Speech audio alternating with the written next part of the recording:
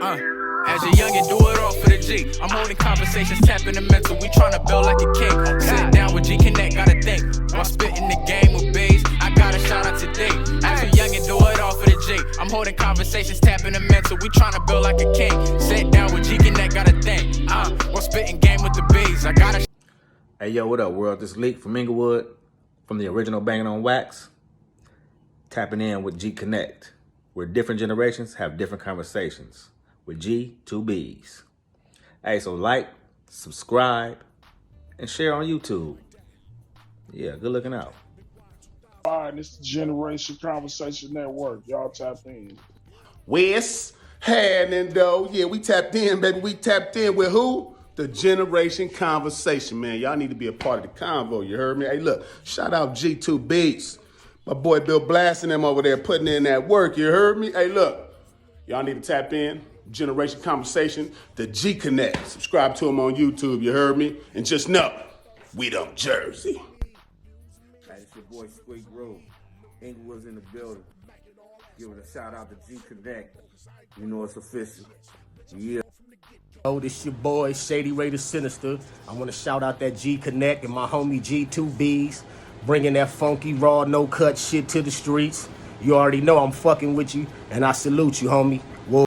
Yeah, this is your boy G2Bs with Gconnet, which is Gcon Network, Generation Conversation Network, and I'm speaking with the homie Redrum, you know, California. So talk to me, Rum. Tell me something good. Who is Redrum, man? For the people that don't know, bro. And them motherfuckers better know that if not, they better go Google the nigga. Wikipedia work. You sons of bitches, you lazy bastards. Nah. But on the real, you know, I'm trying to find the right words for it, you know. I'm like I'm one of your great uncles or your great uncles to some, and to others I'm like a great grandfather of this gangster shit when it comes to his music, you know. The formula that motherfuckers is using today with the Bloods and the Crips, with the music and getting along and all them type of stuff, that shit pretty much came from the Bangin' on Wax album that we put out in '93. We made it in '92. It's a brainchild of myself and Tweety Bird Low, who's no longer here anymore. It got taken to Robert Lewis via, you know, I got take it to Ronnie Ron via Robert Lewis. That's where I met Tweety Bird and Nene X at, was with Robert Lewis. You know, but me and Tweety Bird are the ones that had the initial. I'm sorry, I met Nene through Ronnie Ron, but I met Tweety Bird with Robert Lewis. We had the initial conversation about Bangin' on Wax. He went back and told his homies, you know, his crew from the Underworld Connection. And I went back and told my partners that I rap with at Morningside, you know, and my brother.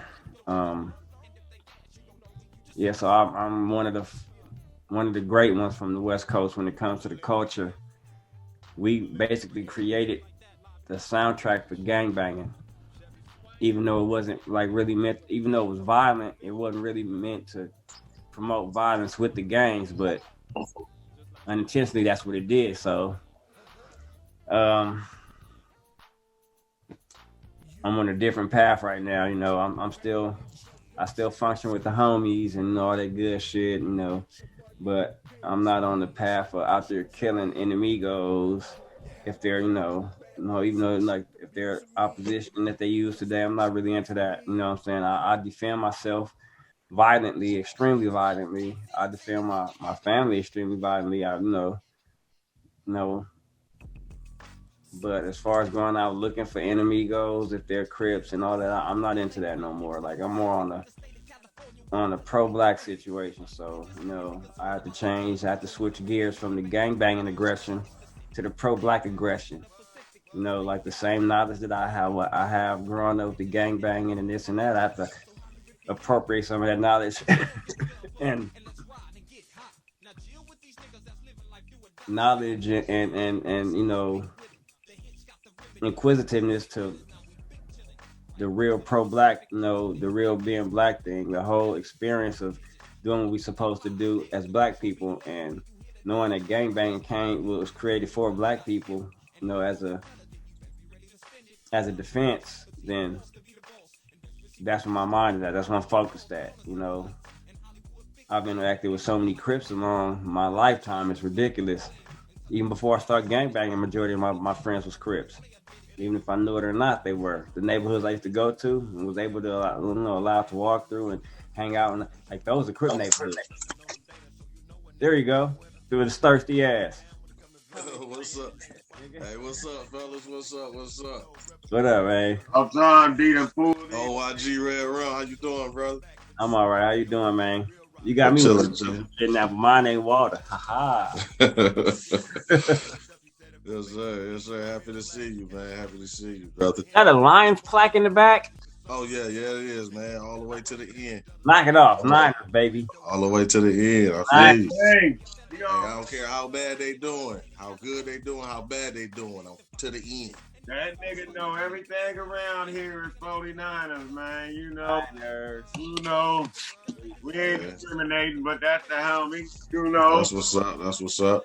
I got to attack them right off the gate to let them know, like, nigga, we family. So, you know, like, family gonna talk their shit. So, you know. It's all love. It's all love. Yeah, right.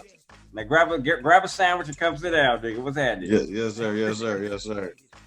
Yes, sir. I'm happy to hear about all of the positive shit, though. You know what I'm saying? Because all of the negative shit is always glorified, and you know what I'm saying, and everybody follow that. So, like, I was telling people, like, you know what I'm saying, if I got 10 niggas, I can get them to hit a lick real quick, but I can't get one of them to go to trucking school, and I got all the knowledge and the blueprint for it and everything else. You know what I'm saying? Because they'll sit there and glorify all of the fuck shit. You know what I'm saying? So, I don't mean to cut you off, but like, does the trucking school include them paying any money out of pocket? No. No, I'm saying if I was to pay for it, I'll pay you to go to trucking school. And you can't get 10 niggas to go? You just using that as a scenario. I understand, but like, you can't even get 10 niggas to go even if you pay for it? No, not even I pay for, not even to go to barbers. I done tried on egg. I done tried to pay homies and shit like that to I'll pay. It's only 5 racks, bro. It's on, you know what I'm saying? I'm like, I'll pay that. We spend that doing this, that. You know, they of course they give you all of the yeah, you know what I'm saying? But they actually do it now. You know what I'm saying? Do they think it's a catch to it? I don't know. They just think, for one, and I get it though. So I ain't trying to act like I ain't get it, like I'm stupid or something. They on the day to day. You know what I'm saying? Like they can't afford to be wasting some time in a classroom trying to learn something, even though it's gonna help them in the long run. But they actually do have the time. It's come with the sacrifices you got to make, and that's what it comes down to. People don't want to take them sacrifices to make that, you know what I'm saying, happen in the long run, and that's the thing. They don't want to take the sacrifices, but they want them wishes granted. Yeah. No, fuck all that. Fuck all that. What you about to say, Bill? What you got to say? What up, nigga? Hey man, you know, I mean, I ain't been in a situation to incorporate nobody to go do nothing, nigga. I done been there myself. A motherfucker was willing to invest in me. Yeah, you remember Q? You remember Q? Yeah. You know, I was gonna put the nigga through barber school. You saw the fuck, nigga. You know what I'm saying? Damn, I didn't know you could go there with him, but all right. I mean, just because it wasn't for nobody to know. You know what I'm saying? It was just what I was gonna do because I called him my homie and I want to see you do good. And if I got some connections to help you, bro, I'm gonna help you. You know what I'm saying? That's all that was. That nigga didn't just. That's a whole nother conversation. Now we talking about a nigga named. No, that's the same conversation because he's a black man. You know what I'm saying? He's a black man. You know what I'm saying? Yeah. He was a black man that I sit there and smoke blunts with every day, talk shit with. You know what I'm saying? So it's kind of the same. I mean, yeah, he took a different route for the bullshit. You know what I'm saying? But at the same time, how do you not put that out to a nigga that you sitting there conversating with every day, smoking with, whatever the case may be. If I got the tools or whatever for you to succeed in what you doing, not to do nothing. I want you are already cutting hair and doing all that other shit. Nigga, put some shit behind you, and then, you know what I'm saying, and shit. We can see how we can open up something and get you, you know what I'm saying, get this shit going and shit like that. You know what I'm saying? All of that shit. So it don't matter. Like, I don't know he's a fuck nigga at heart. You know what I'm saying? Until that situation present itself. I understand what you're saying. And when you started off on that conversation, I was under the impression you was talking about like a younger, you know, these young niggas, these young dudes. That He's 30. He was like, he's 32 or something like that. Man, 30 years old, nigga, he ain't young no more. I mean, I get you. They're young, but 30 years old. But we talking about when I'm considering young, I'm considering that 15 through 20 era. That's what we need to attack, because that's the one that needs to be. That's the next generation. That's the one 30 at 30 right now. If a nigga don't know what he's doing at 30 right now, he's still lost. I mean, right.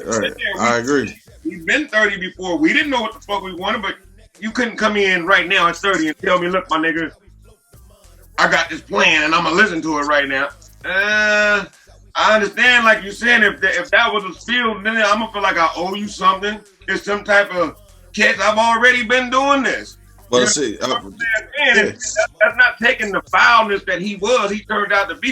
I'm just using that as where I come from. Any nigga out of my jurisdiction, out of my circle, out of California. I mean, out of South Central, Southern Cal. Let me say, 30 years old. If he already cutting hair and doing this thing, and I didn't grow up with him, you gotta understand, you didn't grow up with that dude. That's somebody you only met a few years. You know what I'm saying? If that. Now you come out the blue talking about you want to invest in me? Hold on, my nigga. I'm gonna keep doing what I need my money right now. Fuck that sitting on the burner. I got bitches to pay, bitches to fuck over, whatever the fuck he got going on in life. You know what I'm saying? That wasn't his in my opinion. But now if you was taking that same energy to somebody, it was him bringing that. See, it ain't the thing. See, my thing is fucking with young dudes from 18 to 25. You know what I'm saying? That's my thing. You know what I'm saying? Because them the ones that's about to control. They controlling everything right now. They the ones changing the narrative of everything right now. You know what I'm saying? And them the ones that's the problem is. That's what the problem is. We ain't got enough homies. We ain't got enough people. Not just homies, enough people to help them. Then they don't really want the help because they know everything, especially within that time frame, that age bracket. And then if we keep, you know what I'm saying, if we keep leaving the shit in their fucking hands, we gonna fuck around and lose because they still learning. Them niggas are still young. We ain't gonna call them babies, but they still young G's. We just can't sit back and let these motherfuckers deteriorate the shit that we've been building. I understand the change of power and like you know, it change of guard and regime change. I understand that. But if these motherfuckers ain't schooled right, if these motherfuckers don't got the best intentions at hand, we gotta fight back. We can't just keep letting shit fucking happen. And we also got to remember that the motherfuckers that's in position and the motherfuckers that's moving up in position, they got family. You know what I'm saying? So that means that it got to be a line of communication between the wise ones and the family members as well, because the family members are the ones that have more contact and more of a relationship with these other motherfuckers. Every wild nigga that you know got an uncle and an aunt somewhere. Right. You know what I'm saying? We got to get in our mind like look, we got to find a way to get in contact with these motherfuckers, at least plant a seed. If we can't talk to these motherfuckers directly, nigga, we got to motherfucking get at their people. And you know what I'm saying? They gonna listen to their people. They gonna listen to one of their motherfucking favorite aunties, like come by the house, but baby. And one of the homies who got their heads on right should be there. We gotta come up with a game plan, because right now they winning and we all losing. If the young niggas is winning, we're all losing, because how today's society is, the young motherfuckers want the just add water shit right here, right now. Motherfuckers get on, they murdering everything, like they doing stupid shit. These motherfuckers do not want the. They say that like it's no, they call us old heads and shit like that. But what is this new shit bringing? This new shit that ain't bringing nothing positive. Mm-hmm.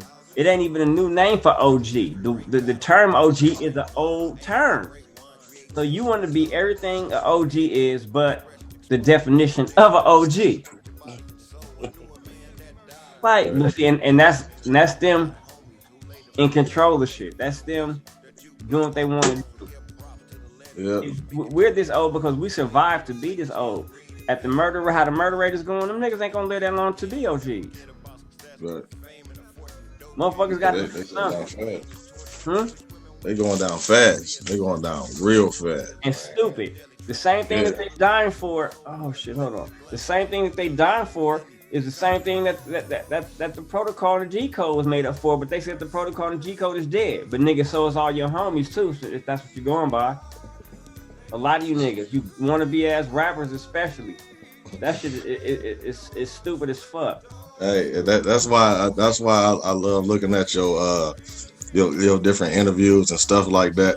It's because you just like bees to me. You know what I'm saying, in a way where if you see the like I was telling you earlier, you see the fuck shit in my lane, I'm gonna address it. You know what I'm saying? It's like because like who's gonna tell them? You know what I'm saying? Who is telling? Ain't nobody standing right next to them, like telling them right for wrong. Like, no, you shouldn't be saying this. No, you shouldn't be trying to get on this. No, you know what I'm saying? Nobody telling them. They saying, yeah, because that's gonna make us some bread. I'm with you. Let's go do it. You know what I'm saying? In today's era, the people that you try to give advice to don't take it as advice. They take it as hating. If a motherfucker don't agree with what you got going on, then they hating on you. You know what I'm saying? And that's sad because you don't know how to determine the difference between good motherfucking foundation opinion and motherfucker hating. Nigga, if you trash, you trash. That don't mean I'm hating. My nigga, it just means you're trash. You know what I'm saying? That's it. I mean, that's my opinion. So that don't mean but when you trying to help somebody and you give a motherfucker some positive, like people that you fuck with on some music tip, D, when you try to get some positive shit, they don't listen like they should. You know what I'm saying? Same conversation that we was having about the generation. You trying to give them, you know, I did music in my life. Rum did music, but at certain point, we ain't got time to be trying to tell a motherfucker the same. If I tell you some advice and I see you don't take it, why the fuck am I gonna continue to give you advice? I'm like the nigga said, I'm out of advice at that point, my nigga. Let me speak. Let me add in on that though. Well, let me say in on that because the world is bigger than just the hood. You know what I'm saying? See, my thing is this.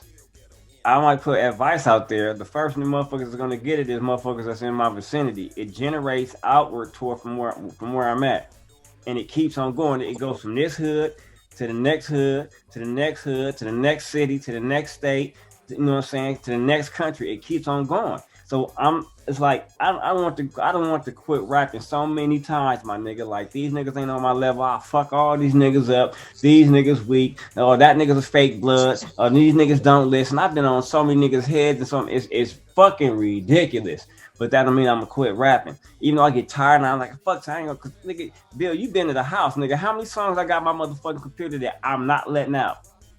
I know, I'm on a couple. I know. I got songs up the ass that I've done over the years that I won't even finish mixing them because it's like I don't feel society is ready for my talent. You know what I'm saying? And I don't get motherfuckers might hear some of the shit that I'm saying. Like I'm gonna speak home wise, but they don't support the shit that I say because I'm not out there killing Crips. I don't do gangster music no more. So that means a lot of my music don't generate to the gangsters. They love me as a homie, but when it comes to my craft and what I do, they don't listen to it because I'm not out there talking about fuck whoopty whoops and CK ride and I'm not doing that no more. You're not banging on wax no more. I'm not banging on wax no more. So whenever I'm displaying, I'm displaying like real lyrical shit because I be on my East Coast lyrical shit or I'll be on some like a heavy pro black shit. Motherfuckers, they don't support it, and you know what I'm saying. I'm used to it now. You was born on the East Coast, right? I was born in the Bronx, New York, and migrated out here when I was young as fuck. My first memory of going to school was kindergarten. So however you are, at whatever age you are in kindergarten, that's how old I was. 5, some shit like that.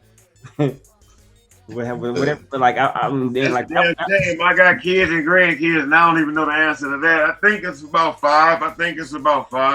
That's when I got out. That's what I said. That's when I Yo, touched just down give me one for a South second. Central LA, and was, you know what I'm saying, mesmerized. Like, it's a difference. Like, I was only 5, so like I can only remember certain things about New York as a kid.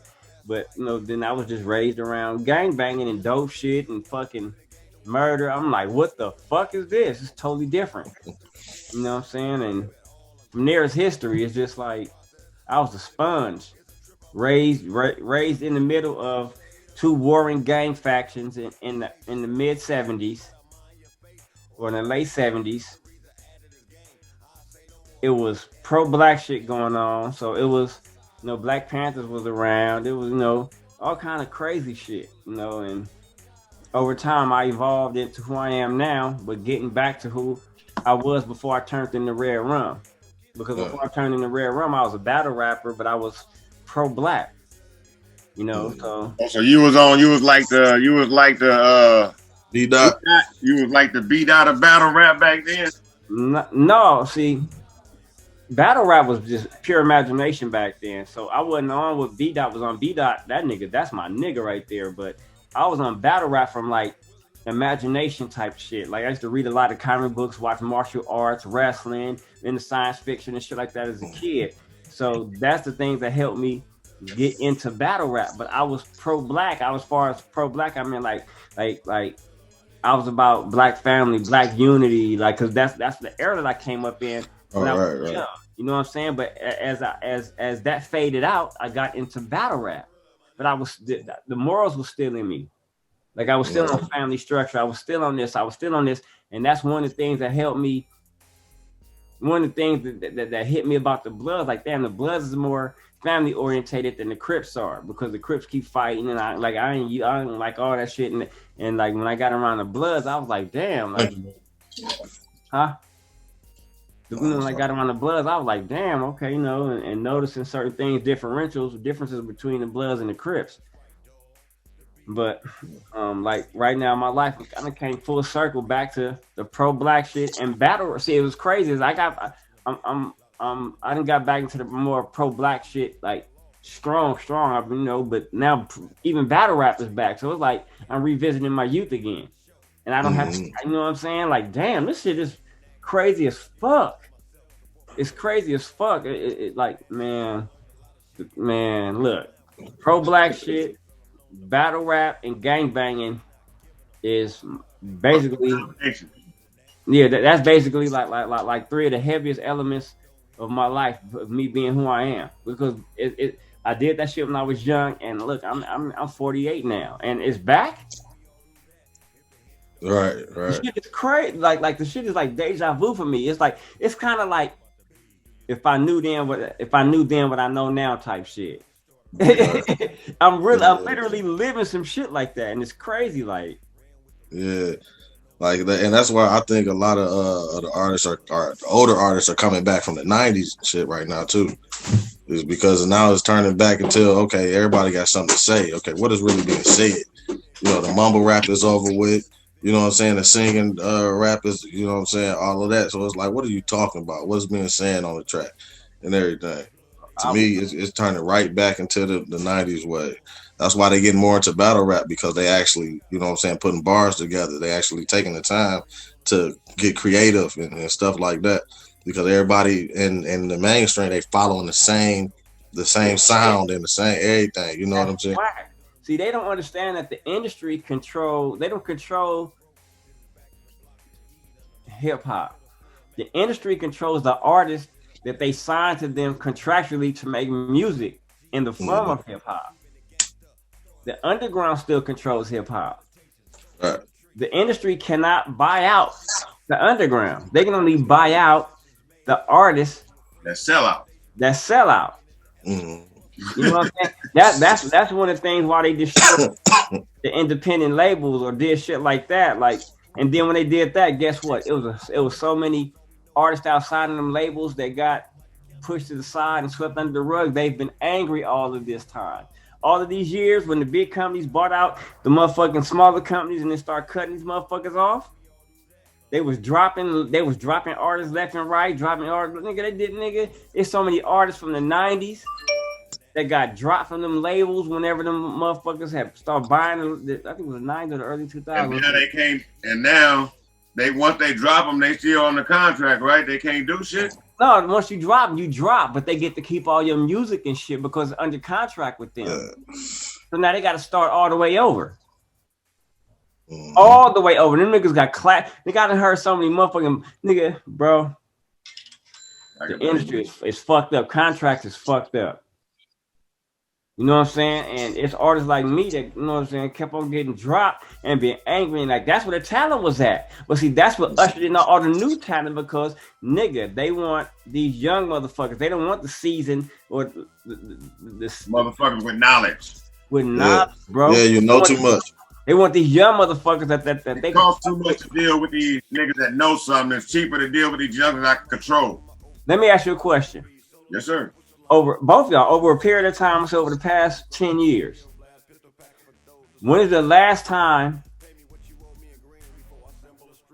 a label got in trouble with an artist? Say, for instance, the artist put out a bullshit ass song or a bullshit ass video or a bullshit ass motherfucking statement about the label. No, about anything, and the artist caught backlash, but the label didn't. When last time you heard of a label getting in trouble with the artist? See, before a product gets released, it has to be okayed by the label. Right. Last time I heard that one, I think was maybe NWA. But see, he owned Ruthless. Right. Yeah, but I'm saying though, but at that time, yeah, true. I don't remember. I can't remember. Yeah. My nigga, you know what I'm saying? The label will let you put out some bullshit so that they can get paid off their shit, and guess what? You're gonna get in trouble for it. You're gonna get in trouble for it. They get paid. You know what I'm saying? They might drop you depending on what you do. Huh? It's a win-win for them. Yeah, how that, and then on top of that, see, the thing about contractors, they have to recoup their money. Okay? So once they recoup the money that it costs to make that album and put you on tour and all of this shit, after you pay all that shit back and your time is up on that label, why can't you renegotiate for your motherfucking more points in your records? They don't want to do that. They want to keep the rest of the rights and give you still just royalties of what you make off sales. Wait a minute. After you recoup, my nigga, that means you got all your money back. Right. I should owe you shit. Everything from that point should be mine. No, it ain't. They're not gonna ever get that. But nigga, at least I need more points off my shit because you got multiple artists on your shit. If I'm made you so much money, it should be negotiable that we can renegotiate my contract. But see, artists have to. It's things like that artists have to learn to go to the table with. Not only that, but they have to learn it. They have to understand you need to learn this shit. See, just being a rapper ain't fucking good enough. Everybody in mama know how to rap, but how many motherfuckers know how to rap, engineer, sing, play instruments, edit your own videos, shoot your own videos? What else do you know how to do? Rapping just ain't it, my nigga. Because everybody in mama know how to rap. They go pay somebody to do that shit. The more skills you have, the better of an artist that you are. Just like boxing. Just like martial arts, just like football, just like baseball. The more positions you know how to play. Look at Deion Sanders. Killed motherfucker. They're like, this motherfucker know how to play baseball and football? Like multiple positions? Like, god damn. And then on top of that, not only knowing how to play, he went for it and made the team.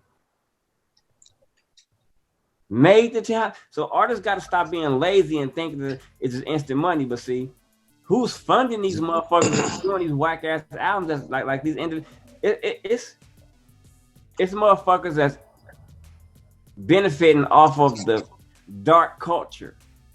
The dark culture is the shit that is the taboo shit and the shit that we're tired of. It's motherfuckers that's coming with money that's funding these motherfuckers that's talking about this bullshit. And they're reaping it like the record. I mean, like who is these? It's so many motherfucking rappers nowadays just putting out bullshit. Who is funding these motherfuckers, and why are you funding this bullshit? Why are you funding this bullshit? Oh, because this is what they want to hear. Yep. This is what they want to hear. Okay. This is what who wants to hear. Because we don't want to hear that shit. Just like the clothing line. We don't want to wear any jeans. Not for you. Not for you being 50 and me being 40. Like, it's not for us. I'm gonna put it like this. You know how certain cars are gas and certain cars are electric? The young niggas are electric and them cars are selling. So that's the music. We gas, we the old muscle cars. We them old cars, nigga, that go off the right shit. These new electric motherfuckers, you hit the motherfuckers with an anybody drop a EMP, nigga, your car ain't gonna work. An EMP is an electromagnetic pulse that knocks out everything electric. With a gas motherfucking car, you can make up an alternate motherfucking fuel source. Real shit. Yeah. Yeah, that's a better view, That's right? facts. Right out, nigga. Okay. Yeah. Those facts. Facts. You know what I'm saying? So I don't know, bro. It's like more motherfuckers with talent got to start coming up and start putting their money behind themselves. You know what I'm saying? Motherfuckers got to start networking with the generational networking. Like, nigga, if you a nigga in position, like, say for instance, bro, like you got you a hell of an editor and you know it. Network with other motherfuckers and don't just charge motherfuckers. If you got belief in a nigga, work with them for free. The niggas that you don't got belief in, them the niggas that you charge, bro. Them the niggas that you charge. Real shit. Like, why would you not charge them? You don't believe in them? Okay, it's just business. If I believe in you, nigga, this is some shit that I'll buy. So if I'll buy it, that means I'll invest in you, because I'm investing in your further, like your longevity by buying your album. It's getting your numbers up. Invest in this motherfucker by not spending no money, but by using your talent to make sure he got the best shit out there to be out there competing with these weak ass niggas, bro. Yep. Like, we got to switch up the formula a little bit. And on top of that's not even switching up the formula, it's continuing the cooking. Continuing the menu. That's what it took back in the day. That's my point exactly, bro. That's my point. That's what niggas did back in the day. Nigga, okay, well, we come from that cloth.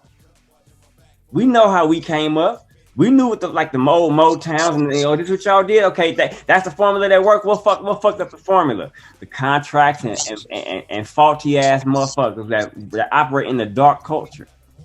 Right. That's what we need to do. That's what motherfuckers did. You know you got a talent and you like that nigga music, help that nigga on GP. That'll make you feel better and it'll help that nigga. You've been doing that for years. Paru, nigga. Hey, that's what I done done, man. That's what I done done. Hey, truth be told, that's how we met. Blood. Now imagine that shit happening.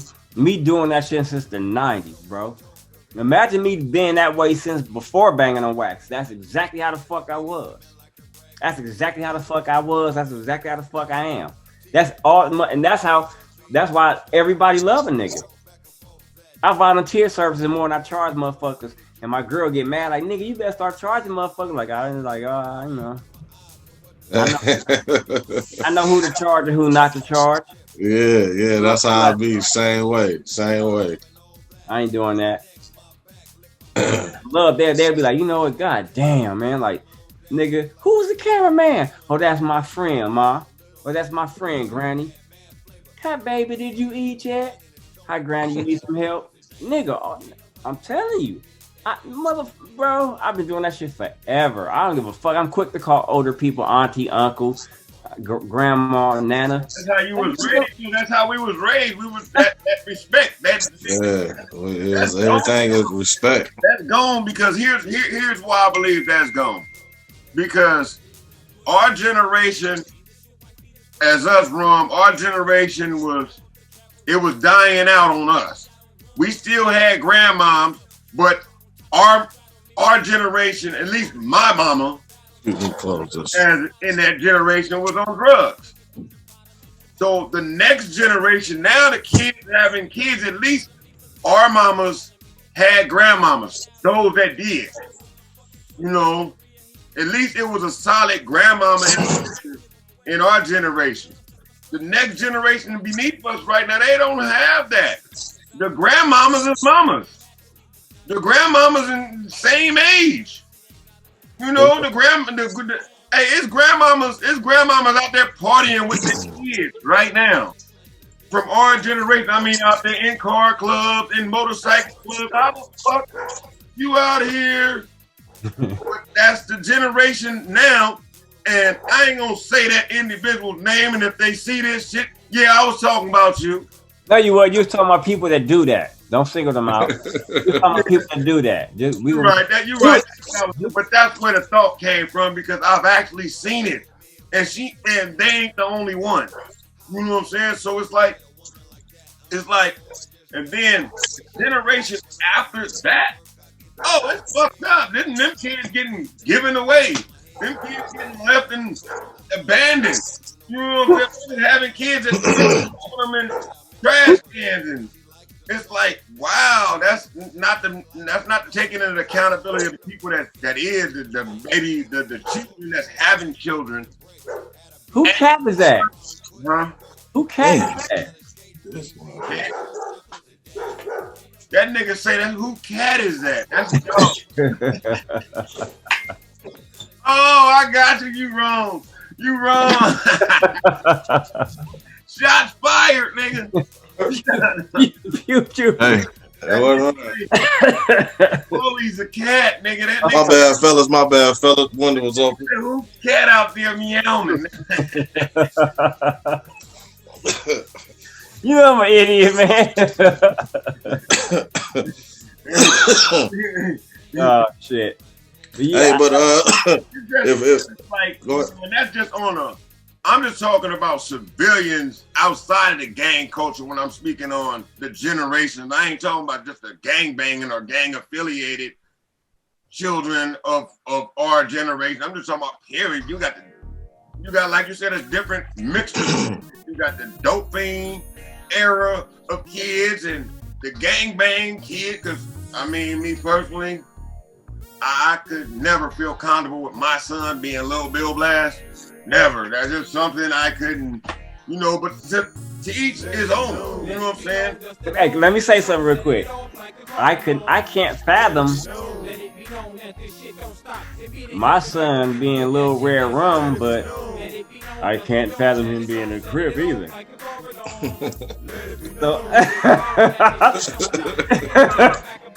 hate me if you want to, but what I'm saying is, my point. I understand that.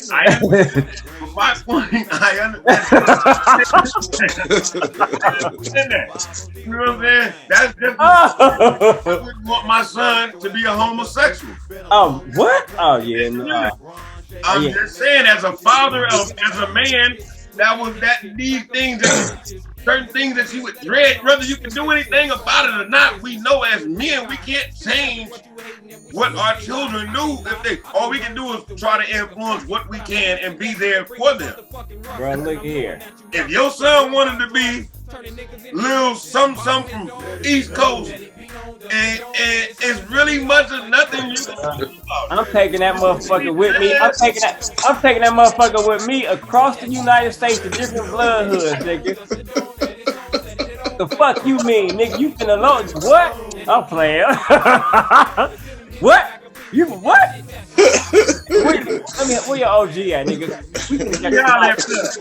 I'm an asshole, nigga. You feel what? You can't, nigga. No. But my point was this: I was saying because I've experienced the life of gang banging. I know what my origins was, why I got into it, how I got into it, what was my beliefs back then, what I've watched it transition and transform into all the years that I've been a member of it. You know what I'm saying? And it's like hot and cold. I'm damn near ashamed of what it become today. I mean, and there's nothing I can do about that. And at some point, the one thing I do know, I can't stop you, your son, or whoever you watch this, I can't stop you from doing it. Can I say something? The only thing I can do is try to stop my son from doing it on any level. Let me say something. Now, as I was becoming who I was becoming, my thing was this. My name is not going to be tarnished.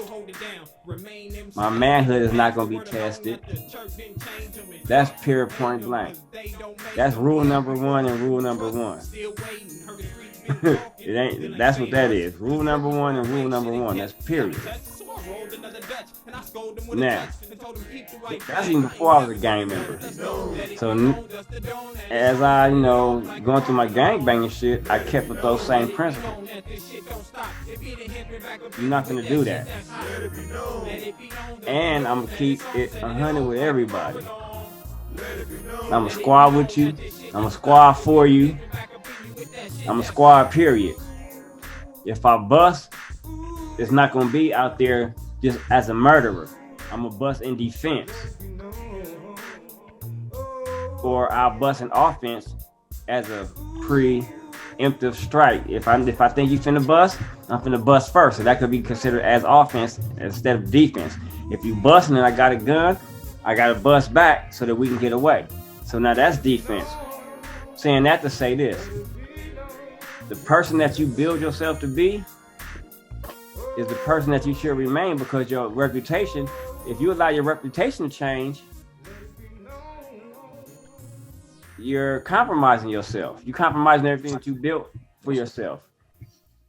So before I was gang banging, I had a motherfucking set of standards and things that go along with it. As I was gang banging, those set of standards came and I sat on the table next to my reputation and my street cred and all of that type of shit, and my honor, my respect. So as I'm transitioning from a gang member to a revolutionary, all of the shit when I was a civilian and a gang member is all coming and all being put in the same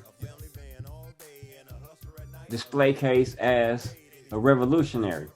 How you make yourself out to be along your line, along from your timeline, it decides who your children are. Because say for instance, my son wants to be Little Red Rum. He can't be a punk. He's not finna be out there. You're not finna disrespect my name or how people know me. You gotta live up to my reputation. Then you gotta follow my footsteps. I wasn't out there doing this. I wasn't out acting like this. But I was doing this. I wasn't. That's how you gonna be. Or you can't be Little Red Rum, quote unquote, just in case. You gotta follow who I was. You want to live up to my reputation, you got to do what I did. You want to exceed my reputation, you got to do what I did plus better. You're not going to deteriorate my name, my reputation, my rank, my anything. You got to live up to who the fuck I am. It's been so many motherfuckers along. I got to strike you with it. Huh? I got to strike you with it, bro. Because of your standards is why he going to be Lil Cuz from... No, he not. No, he not. You want to know why? He's gonna do that. You want to know why? It's easy to go across the street. No, but you want to know why? There's 100 of them motherfuckers doing the same thing. But because who I am allows me to go over there and holler at his homeboy or allows me to parlay with his OG. Now, my nigga, you know who I am, right? But it's a whole bunch of them. It don't matter. All of them is not his OG. All of them is not his OG. Whoever his OG is, nigga, I need to holler at you, bro. Shit, his OG only gonna be probably 4 years older than him these days. Nigga, and guess what? Blood get beat the fuck up in front of my son. Damn, my dad beat up my OG, nigga. So who you gonna follow? That's what I want to know. Like blood, like nigga. I'm finna put him off, and you finna stand there in front of his OG. I'm finna put my son off, nigga, and you finna stand there, nigga. Fuck you, nigga, please, Bill, please, but oh my God, don't get me on nigga. No, I don't want to go there. I was just fucking with it. I was Nah. just fucking with you because, like I said, I initially was starting that we took it there just to be taken there, but my initial reason for saying that, you know, now that being what we've been through, we've been through the real gangbang era. You know what I'm saying? We may not have been relevant in the Tookie era, but we came up right after that. You know what I'm saying? And, you know, as far as what's been politicking in our city, you being a West Side Inglewood nigga, me being an East Side Low Bottom nigga, you know, they were still in the same time framing, you know, yeah, the same shit timeline. Yeah, same timeline, and we was in the same zones, but it was different on the West Side. It was the same, but it was shit populating different on the West Side than it was on the East Side. And as time grew on, we got to merge to each other. And because back then when it started out, nigga, we didn't communicate like that. You know what I'm saying? It was niggas stayed out of niggas' hoods. I mean, what time zone you talking about? Because ever since I started gangbanging, I was fucking with other hoods. Like, yeah, I'm saying as far as going across to the East Side, to the West Side. No, that's how I came up. I came up going to different hoods. I didn't come up singled out. I mean, not singled out. I didn't come up segregated. Like even in my own hood, like my own hood was separated by blocks. You know what I'm saying? And it was like competition. I didn't like it so much that I forced the homies on a not force them physically, but forced them intellectually into stop separating the blocks. You know what I'm saying? Like 489ers, that's the hood chopped up. You know how the hood was chopped up 104, 189? No, we not doing that. Nigga, we hood. When you say APG 489, mean APG because them 3 letters is our 3 blocks. We only got 3 blocks, we only got 3 letters. So when you say APG, we only got 3 letters. So we only got 3 blocks. It's the same shit. APG 489. How can you separate the hood? If you separating the blocks, that means that you separating the hood. That means you separating the A from the P and the P from the G. How do you do that? It's one fucking hood. It's one fucking hood. Should be one fucking love. We on one mission, one accord. And everywhere where it's Avenue Pyru at, they push 489. I created that. So many hoods, so many Pyrus, nigga Pyru love. I created that. See, I'm the bridge over troubled waters, and then on top of that, I'm the raft underneath that motherfucking bridge. I'm not playing with these motherfuckers, bro. As many bloods as it is in the world, everywhere, nigga. Look what I done went from a regular nigga to a Damu icon to a revolutionary. If the gangs are the armies for the black people, what do you think I'm doing? I'm rallying the fucking troops. That's what I do. Why do you think I'm not focused on being a gang leader? I don't have to be a gang leader. I'm not calling no motherfucking shots. No, but I'm waking these motherfuckers up. I'd rather be an alarm clock. I'd rather be that bugle in the morning. I'd rather be that rooster. Alarm clock than a shot caller. Huh? You'd rather be an alarm clock than a shot caller. Yeah, for what? I ain't gotta tell you how to survive. I ain't gotta tell you, nigga, if that nigga shooting at you, you better shoot him back or shoot him first. I don't gotta tell you that. That's common sense.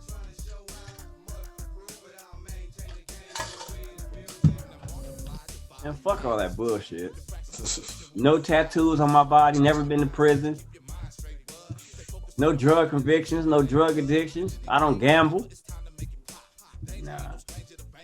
Nah. They just can't stick me with a motherfucking a RICO act. I'm not benefiting monetarily off of gangbanging. They don't pay me for shit. I'm not asking for payment. I'm not shot calling. I'm not being a lead. I'm not doing none of that. A consultant on how to be a righteous person is cool. I just have to be a gangbanger. I just have to be a gang member. I'm telling them how to motherfucking conduct themselves as a better person so the crime rate will go down. You see what I'm saying? So how much you gonna legally convict me of or fuck with me, put me in prison for doing what? Freedom of speech? Now I'm a political prisoner. Okay. They don't want that.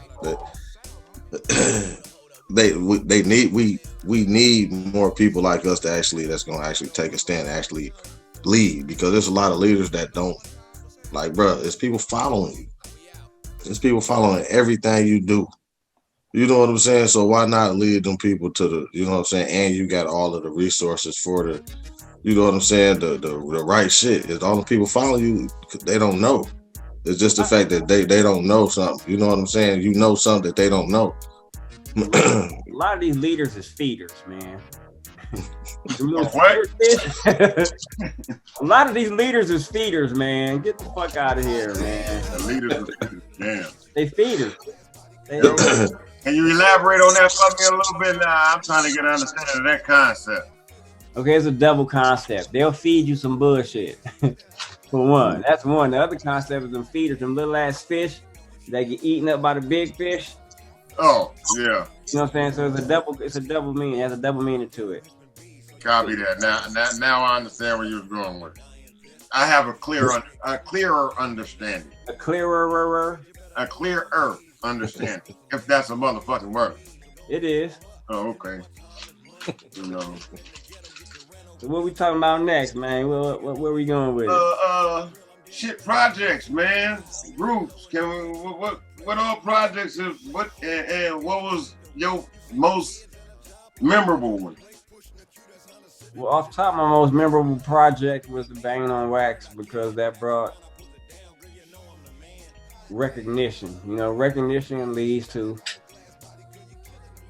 business, and recognition leads to opportunity. So that's where I got my most recognition from. I haven't recorded in a long time as far as any projects for me. I've been doing like collab verses, you know, paid verses, you know, appearances on certain people's shit. Well, I have like a catalog of projects, you know, that's just in my computer collecting dust. I haven't put out yet. I don't like the responses that I've been getting on my music. So I really don't have a thirst for putting out the projects that I have, you know. But I've been talking to a few people. They've been on my ass, like, you know, cursing me out. You know, I allow people to curse me out from time to time.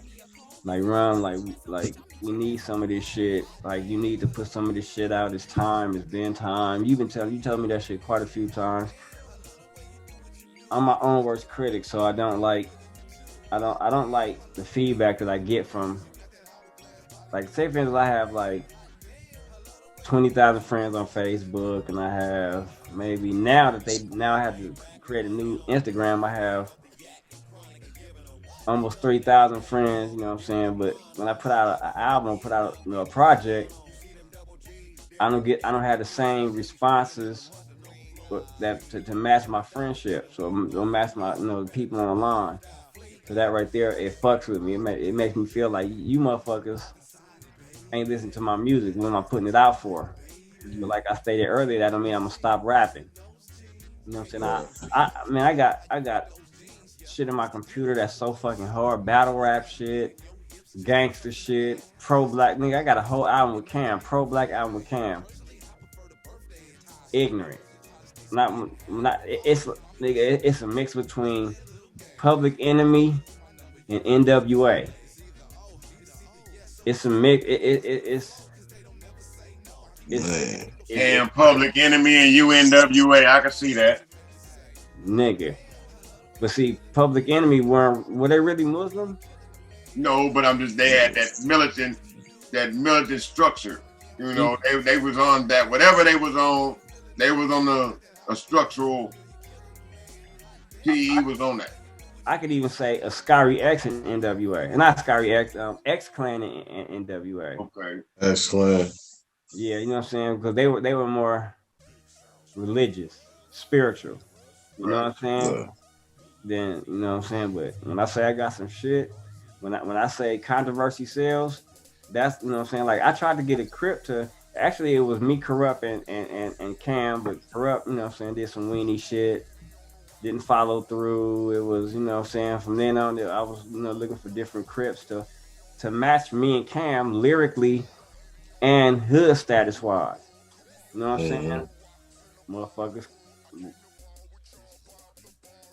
None of the, like every Crip I approached was didn't want to do it. Like, y'all, do y'all understand this for our people? Like, this is a monumental project. Let's see. The crazy part is this: what people don't know. When I created the group back like quite a few years ago, where do you think the concept for Westside Connection came up from? Cube stole that concept from me back when it came out, because when I was, you know, formulating the crew back in the day, when I was formulating and coming up with the process and picking motherfuckers, he heard about it. And he fucked around and put him, which is the black, Dub C, which is the blue, and Mac 10, which is the red, together. That concept came from me. He stole my concept. That's how music goes. That's how business goes. Somebody hear your idea and they, you know, they got the money to do it or got the means that they're gonna do it first. That's what he did. People don't know that. Like it's like I done got fucked around quite a few times and motherfuckers stole the credit for it, you know, or like did some fuck shit to me and like I'm not reacting a certain way. They say I be tripping, but you can't gauge how I react. You can't tell me how to react to some shit that you do. Oh nigga, you didn't have to get that mad. No nigga, you didn't have to do that shit. Don't tell me what I didn't have to do when you didn't have to do it. Fuck wrong. Right. Fuck you think this is? Yeah, nigga, fuck wrong with you, nigga. Fuck you, nigga. Are you overreacting? No, nigga, I'm reacting, nigga. What the fuck wrong? You see, people don't understand that. Like they want to put a limit on how long you can be mad at them and what you do in response to them. Like it don't work like that. Okay, if I do this to him, he gonna do this to me. Like nigga. So you're predicting my reactions, and then so like it shit carries on like that. It just keeps going. Like all through my career, it's been, or that nigga be tripping, or that nigga he be talking too much shit, or like nigga, has it ever occurred to you that you don't know why I'm talking shit, or you not getting why I'm talking shit? Nah, it don't. Like all you know is, oh, that nigga talking shit. What do you do when you get mad? What do you do when people offend you? Oh, okay, but since I'm a rapper, since I'm a blood, since I'm, oh, okay, you mad? And I'm talking about your favorite rapper's a bitch. Now what? Big Mac and fries. Some of these niggas need to go and take some of that money and get a sex change operation, but they're not gonna do it. Wow. Like, blood, I talk shit. I was squad with you. Got rap against your ass, nigga. You see, years of that kept people away from a nigga. Like that nigga really a blood, so he got some active niggas with him. I heard stories about this nigga. He be tripping. Like nigga, well, if you know this shit, why you still trying to do fuck shit to me? Why? Why are you testing the water? Yeah, like, and then when you motherfucker, you know, like the temperature of that motherfucker, or an alligator come out that motherfucker, or a shark come too close to your ass, you like nigga, you purposely went in the water, did some bullshit, and didn't like nigga. What you think was gonna happen? All right, well, nigga, act accordingly.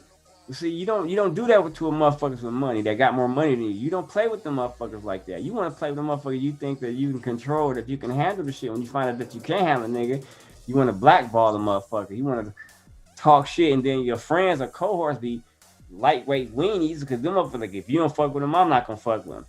Like, nigga, you a grown man, my nigga. What the fuck wrong with you? Did I do something wrong to you? No.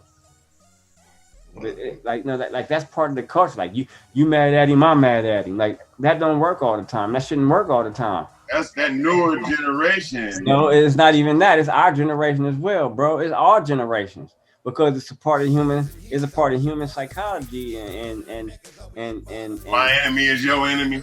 Yeah, you know what I'm saying? And like that shit don't work all the time. That shit don't work all the time because one of them people be at fault.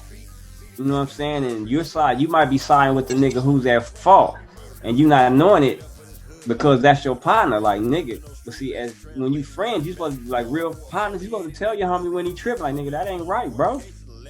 You know what I'm saying? Like that nigga ain't do shit to me, my nigga. Like it's a lot of shit that people just discount and discard when it comes to being a regular human being. Everybody out for themselves and wanting to be snakes and beasts and all this type of shit. Like, man, how about being a regular human? You see, you can't even be a regular human because motherfuckers think that you weak until you flip out on a motherfucker. Like, come on. My biggest thing was coming up when you round motherfuckers and motherfuckers, you know, do some weird shit and you call them out on it. I've always been the type of nigga, long as you know me. Something ain't right, I'm gonna say something. If I gotta go, nigga, I want to make that understood, nigga. I'd rather ask than assume and make an ass out of both of us. Nigga, is that water look hot? I'm not gonna stick I'm gonna ask first. I ain't got no problem with getting an understanding. It's better to get an understanding, but when you attack motherfuckers with shit that they don't want to hear, first thing they want to say is you in your feelings. No, nigga, I ain't in my feelings, nigga. I'm telling you how the fuck I feel, and that shit don't sit right with me, my nigga. That's what it is. You know what I'm saying? Either we gonna rectify it or we gonna keep it pushing. You know what I'm saying? Because if you want some bullshit and I don't agree with that bullshit, then I'm not gonna spend my time frustrated at you on that bullshit and keep dealing with that bullshit, nigga. I ain't gotta deal with you. You know, and motherfuckers feel a certain type of way, like damn, but they can stop fucking with a person for whatever their reasons are. That's that double-sided shit. See, you got your reasons to stop fucking with somebody for your reasons, but whenever somebody stops fucking with you for their reasons, it's a problem. I don't like people like that. Like, nigga, like you and him ain't cool no more. Like, what that nigga do? Like, what happened? Or he gonna like, nigga, that nigga's a bitch ass nigga. Like, what happened? But whenever you decide to stop fucking with them for whatever your reasons are, you a bitch ass nigga. Okay, well you a bitch ass nigga for not fucking with him. People don't understand that. This is like, nigga, like it's the same formula, you dumbass. It's the same fucking formula. Like, how you gonna be mad at me for not fucking with you when you not fucking with him for something similar? Or you just stop fucking with him. You didn't even y'all didn't even work that out. Y'all didn't get an understanding. Y'all didn't. But when I stop fucking with you for whatever the reason is, I'm wrong. I'm still wrong for not fucking with you. You a weirdo. You a straight weirdo. And you know, just because you know these days some niggas can misinterpret not fucking with you and getting their feelings. But like, niggas is emotional. It just meaning that nigga can misinterpret that because nigga, today I don't have time. With that little white boy say, I ain't got time today. Nigga, don't you? We cool, nigga. You know what I mean. We cool, my nigga. Today I got other shit going on in life, my nigga. I ain't got time. What? Are you in trouble? You need some mercy? If it ain't that, blood, I'll holler at you not right now. And as a man, I had to get that understanding. I'm not gonna lie, I had to get that and understand that because I was one of them niggas that felt like, nigga, if I fuck with you, I fuck with you. We fuck with each other, we fuck with each other. When I call, nigga, and you answer, nigga. When you call, I'm gonna answer, nigga. If I don't answer, I'm gonna call right back as soon as I see you call, because that's what. But as I got older and started still functioning with people of my generation or older, you know, I understand as a man, nigga, today, I don't want certain niggas that if they call, I don't want to bother them. Nothing going on. You know? So I understand that. It took me, you know, and I say that in all high respect to my G right here. You know what I'm saying? Because, you know, it's been many times, I ain't gonna lie, I've been mad at your black ass. You know, this motherfucker acting funny, blood. Blood, I don't want to talk right now, nigga. I got this thing going on. And your famous thing is text me, blood. Just whatever you want, bees, text me, blood. I got you. Fuck that. I don't want to text, nigga. Talk to me, nigga. It take too much. And this was pre-talk text, Rum. You been doing that shit for years, nigga. You know what I'm saying? In the last 5 years, they came up with this talk text shit. You know what I'm saying? And that shit, man, nigga, I just want to talk to my nigga. What's up, dog? Nigga hit me back with a suck. This is like, what's that? Like, hello. I hit him with a hello. I answered a hello. Hey, nigga. I'm all red. Hello. Like, huh? Yeah. It took me to understand that, but you know, we as men, we grow and we understand it. You know, we get understanding because you know, niggas got other things going on in life. Niggas ain't the same place they was 10 years ago. You know, life ain't the same. Nigga, I got grandkids today, man. When I was doing music, I barely had kids. I had kids. Yeah. I had kids that I had to get home to make sure they ass, you know, had everything they wanted. Now my kids got kids, so you know, I feel like as to be the nigga Bill Blast, G2B, to come up to be here today, 2021, just living, good health, my nigga. I'm doing good, my nigga. I ain't balling, I ain't broke, you know what I'm saying? But I'm living, my nigga, and coming from where I came from, coming through the life, the drug era, the drug era, the gang bang era, and to still be here free, you know, be able to see my grandkids, you know, physically, not through a picture, not through a cell phone, not through, you know what I'm saying? It's a beautiful thing, you know, because I know I had a fucked up life. You know what I'm saying? I mean, I know I went through some shit. And that's full 360 to back to what I was saying was, I know what I went through, so I'm trying to do anything and everything so my kids don't have to go through that shit. Exactly. And that leads me back to this sad part, though. It's sad when you do everything you can to get your kids out of that shit, but yet today's kids glorifying that shit and they thrive to be in it. They yearn, they go out their way, you know, at least from the kids I see, they'll go back to some shit like my kids right now. I hope y'all see this, you know what I'm saying, one day. Fuck you still back. I did everything to get you out of that situation, but y'all choose to go back into that situation. Go ahead, bro. All right. How old are you, Blast? I'm 50. Father time ass nigga. How old are you, bro? 40. Okay. Don't worry about my age, okay? No, nigga, how old is you, nigga? You on street punk? How old is you? Hey, man, look here, old head. Hey, you got more grade than me, so don't be ashamed of your age, nigga. Come on now. Oh, you light skin. That's that light skin shit? I got more grade than you because you on the hair club for men shit. But look hey, no, I ain't, nigga. Yeah. No, I ain't, nigga. You know that's a weave up under your shit. I'm talking about your facial hair. You got your shit tapered. You got a face manicure. Fuck you, nigga. You got a face. Fuck you, nigga. Ain't none of this facial manicure, nigga. This is done by bees, nigga. You see what I'm saying? I got my own trimmers, nigga. See, that's what I'm saying. You got their shit, nigga. You got hair, you got facial etiquette. Yeah, but we know you got them. You got back there, nigga. The real one is my shit is pure. Your shit is planned. You got planned gray hair. You got your shit. That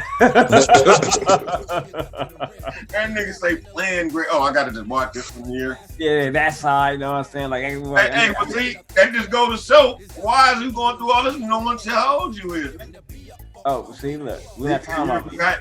Yeah, you good with changing the subject. No, I'm still on the same subject because I did the same. I was trying to say I did the same thing that y'all did. We did the same thing that the ones before us did. It's all generational. Everybody do the shit that makes them fit in with their age group.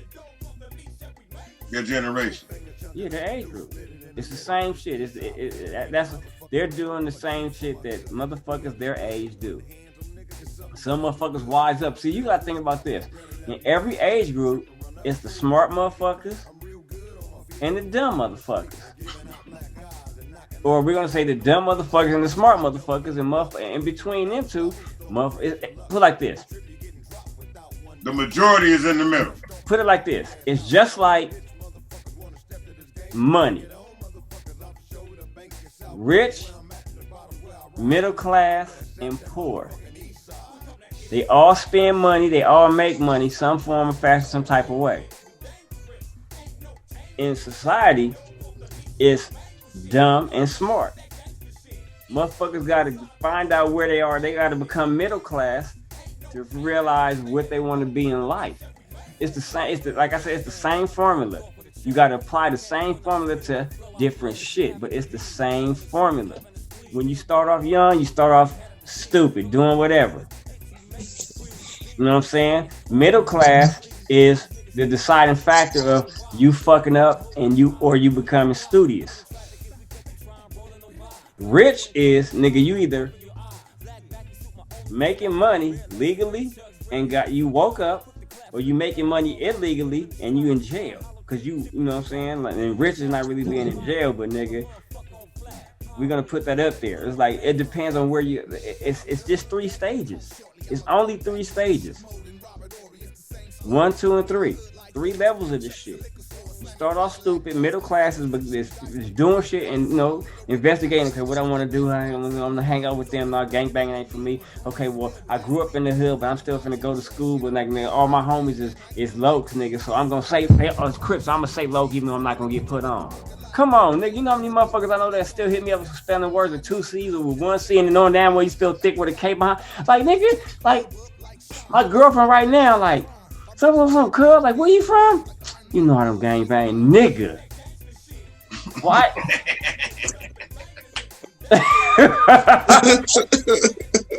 When I fuck her, I make her salute me. The fuck you talking? Whoa! Stop playing. Tell Ori, I'm sorry. You keep looking at her like, Ori, this nigga crazy. What? I knew she was there. I knew she was there, blood. What's up, sis?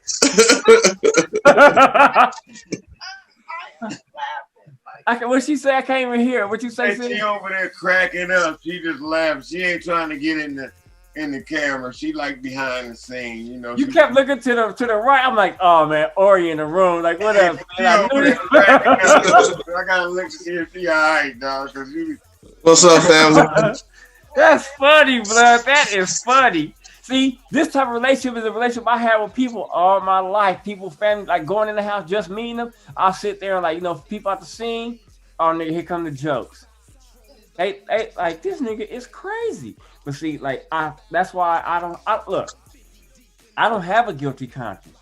I don't have no fucked up dreams at night. I don't got no demons. Because the way I was brought up, I wasn't brought up to be, I was just killing niggas. That's not what I came into gang banging for. So as a gang member, I didn't carry myself as, nigga, I will fuck you up, nigga. Oh, we squabbing. I got a gun, nigga. I got a knife, nigga. Them niggas trip, we on them. Oh, okay, I'm here like Rum. This shit is kind of crazy. Okay, I'm finna go walk the perimeter. You know what I'm saying? You know, do my shit. But I'm not finna be the aggressor unless I have to be the aggressor. Right. How about bag them up for like swear to God, like looking at my nigga, looking at Bill, I'm like, wait a minute, okay, I know that body language. Somebody in the room with him. It gotta be Ori. It can't be nobody else but Ori. Like if I knew you, I would like damn, I done said fucking her and making her sue with me, like his girl gotta be there. I would say, nigga, where's Stacy at? Stacy, right? Hi, Stacy. I've been like that my whole life. Like, Grammy, I'm sorry for cursing. All right, Jermaine, you know better than that. Like, I'm sorry, but I'm a curse when I get out the house. Ah, you crazy boy. Like that type of, like, that's the family structure that we don't have no more. That's why we resent the Mexicans, because their family structure is so, like, we grew up with the Mexicans. So we see how their family structure is. We see how their gangs operate. It's like traditional, generational. It's family type shit. We don't got that. That's like we resent the Mexicans low key. Why do I think we keep attacking them? Because they so close. The only people that we attack more than Mexicans is ourselves. You wouldn't even fuck with the white people like that, because we know what come with that.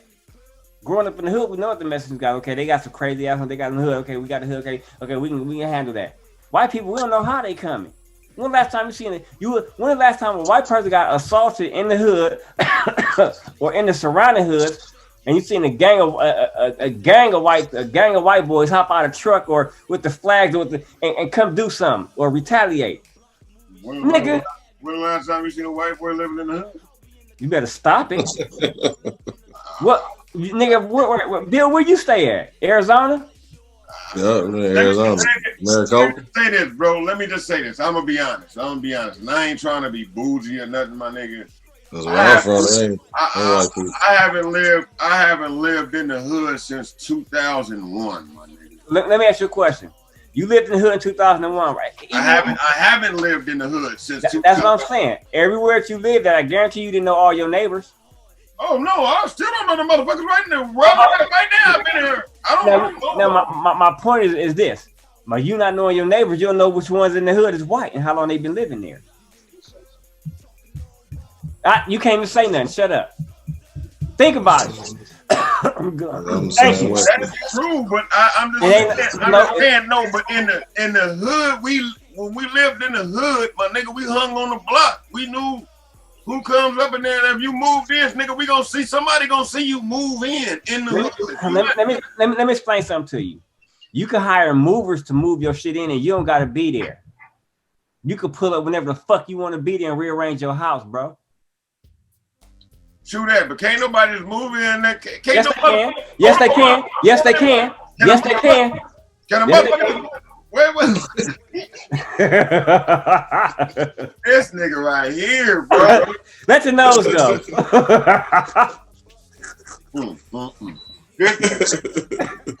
Where you going? Sit down. Nigga, I had to definitely think about that one, dog. Because what I was finna say was this. Go ahead, come. You can't honestly say that a motherfucker can move in your part in your vicinity. A moving truck gotta come up, my nigga. You gonna see it. The motherfucker, when it go empty, you know it's empty. You here. You know what I'm saying? So you know that motherfucker empty. You know somebody pulling up in that motherfucker. You gonna today niggas wait to see who pulling up. Who fuck moving up in there? So that's in the hood. Everybody knows him. That nigga rub. Do you know how many motherfuckers that snuck and lived in the hood that we do not know about? It's motherfuckers that live in every hood. It's white people that live in every hood before gentrification.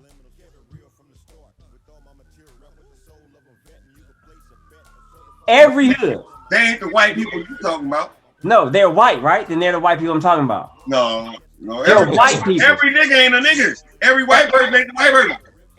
This is nobody in my hood in Detroit on East Warren. I ain't see no white. I mean, not to say it wasn't, but I ain't see no white people. You know what I'm saying? You want to know why? Because they don't want to be seen. But how many houses do you know that in your hood that you never see nobody go in and out? You didn't know it's a house there. Right, it's a few. All right, so who live in them houses? No of them. Nigga know of them may not know them. Bro, it's white people live in every hood. I believe that today.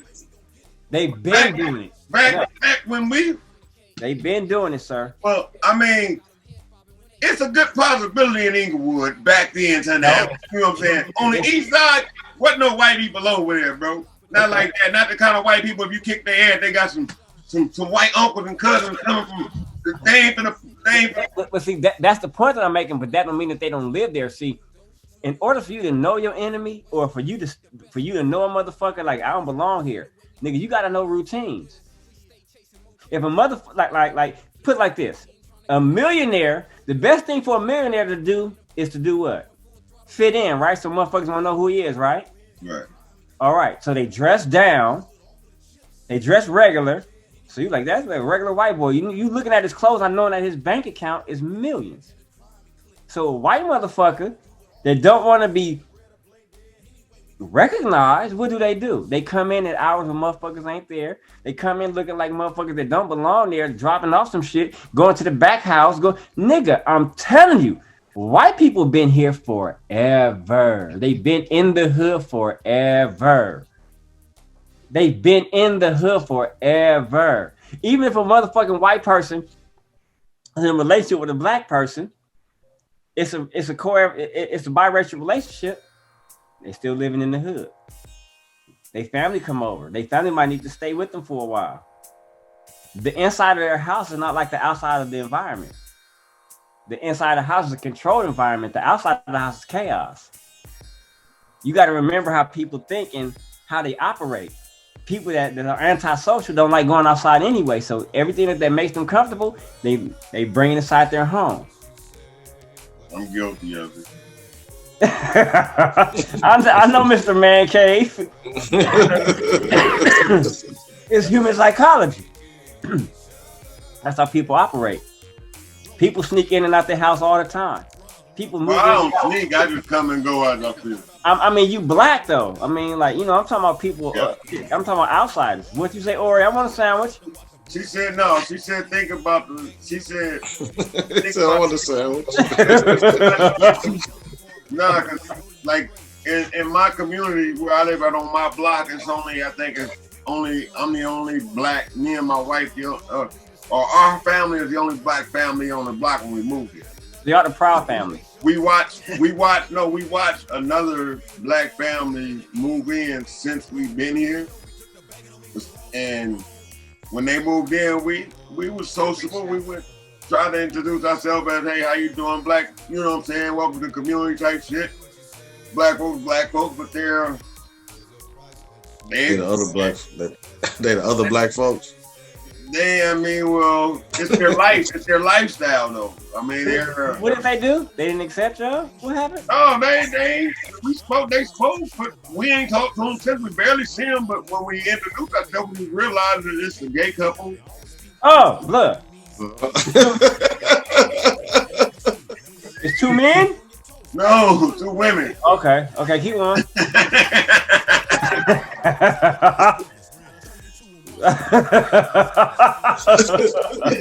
This nigga is. Hold on, wait. Hold on, wait. You must be ready. We can stop this shit right now. Yeah, we don't do that, man. We don't do that in this generation. We don't say Paul. I don't say shit. I feel like I gotta say Paul. He just sat there and said, wait. Yeah, that nigga say wait. No, that ain't the same difference, nigga.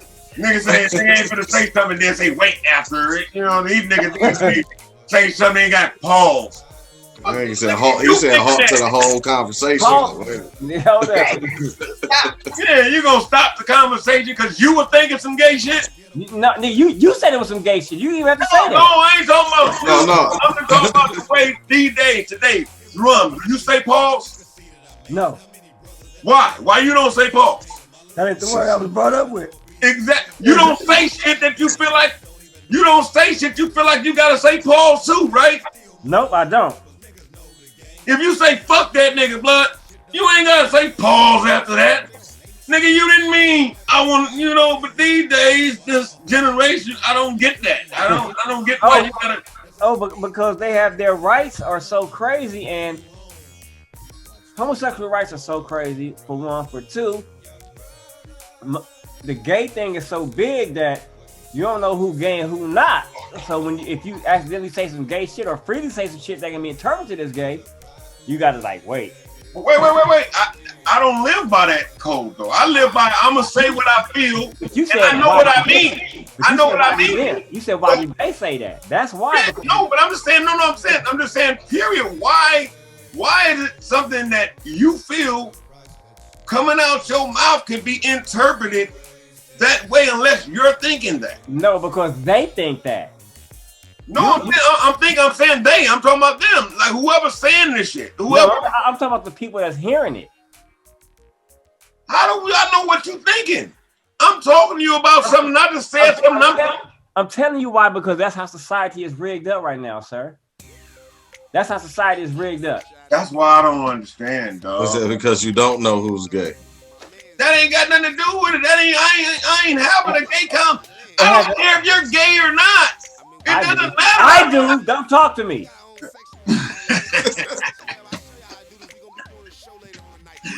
Period. I'm good. I need an interpreter. Hey, you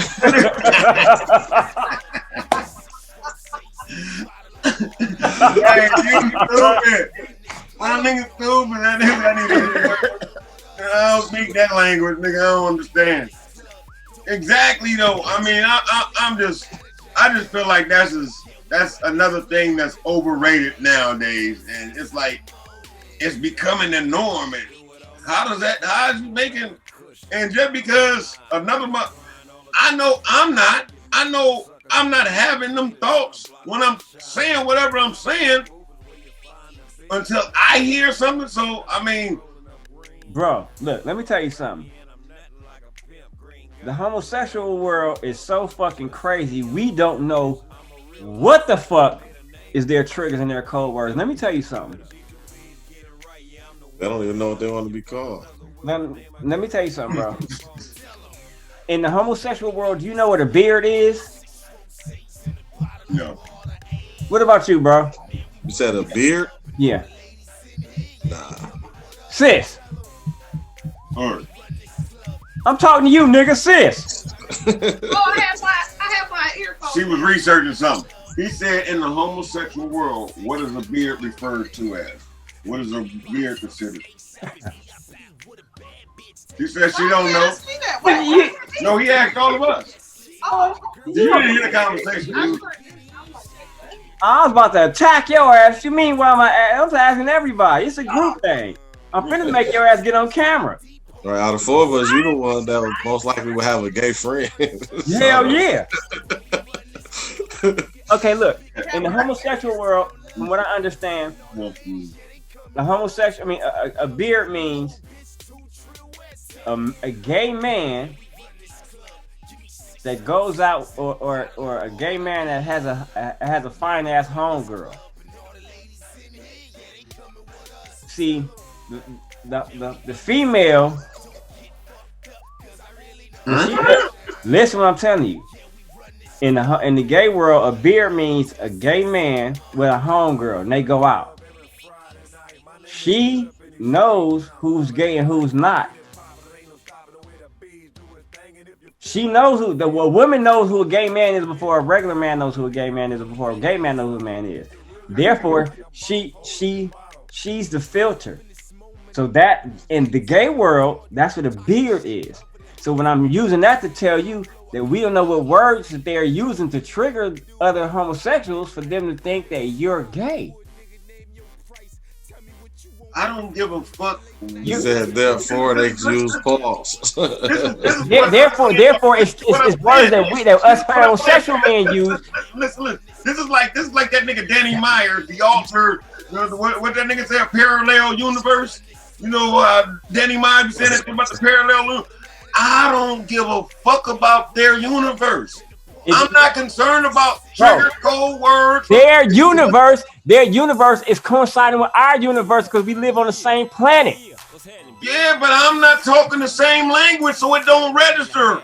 Bro. You sitting there talking a completely motherfucker, so I don't, just because you said pinchy puto, yeah, I ain't gotta understand that you ain't talking to me. If they say mayate, what do that mean? They saying a nigga. Do it refer to you? If they not talking to me, you're a nigga. You don't know what nigga they talking about. Oh, when I hear it, I'm gonna look and see if they talking to me. But then yeah, I'm gonna address it right then. But I ain't gonna talk. Wait a minute. Now, but you acknowledged it, right? Acknowledge what? The mayate. Yeah, I know the fuck. Listen. So it's a trigger word. So in the gay world, if you say a fucking trigger word and they looking to see who the fuck said it, what are they doing? They're acknowledging it. So sit your ass back and let's go to the next topic. All right, dog. I'm done. Ori. You gotta get up out of here. Yeah, you gotta leave, Ori. You gotta go. You ain't saying he calling you, and you ain't saying shit. We on camera. Or you gotta go. Whatever. You wouldn't even know I was in here if he wouldn't have been right. Bro, either she gonna participate or she gonna leave. Which one she gonna do? Pause. She said pause. That wasn't gay nothing. I'm a male lesbian, nigga. Also. A male lesbian. I'm a male lesbian, nigga. A male lesbian. Love pussy. What's wrong with that, bro? I salute you on that one. Double salute, like nigga. Hey. Look. Put the swear on you, stupid. Oh. All right, So all right, back to the music part of Redrum's career, man. What was the first group you were part of? Because Banging on Wax, that wasn't the group, was it? Nah, the first group I was in was the Stupid Fresh crew when I was going to Morningside High. And here's just crazy. The nigga that taught me how to rap was a Crip, and he went to Morningside. That's what's crazy. In the 80s. I went to Morningside 86 through 90. He taught me how to rap. He was a Crip going to Morningside from the east side. Niggas didn't know he was a Crip. So they started rapping? No, niggas never knew he was a Crip. But that's a part of my history. Going to all blood school in the 80s. The nigga that taught me how to rap was a Crip. At all blood school? At all blood school. But see, I grew up, like I said, I grew up on the east side in the middle of the Swans and the Avalon Gardens. And it was pro-black shit going on at the same time. It was drug shit going on at the same time. So that shit intrigued me when I went to high school. And when I went to junior high school, I was like, I think like it was like only 5 black people at all Hispanic schools. So I'm used to opposition. This is in Huntington Park. I went to Dade Junior High School. So then from that, I went to high school, and then I knew at least 3 or 4 or 5 different Crips that went to Morningside, but they was cool with me. I found out on accident that they was Crips, and I didn't trip because they was already cool people. You know, understandable. You know what I'm saying? So it was like they weren't a threat. Rivals, and they wasn't rivals. Wasn't a rival, wasn't a threat. Niggas was from one nigga was from 60s, but I didn't, you know what I'm saying? I didn't understand like the rivalry. One nigga, the nigga that taught me how to rap, he grew up in the kitchens. That's on the east side. Is that nigga a rapper today? Nah, I haven't talked to him in years. But did he go on to become a rapper? I don't think so. He never put out anything, you know, blah blah.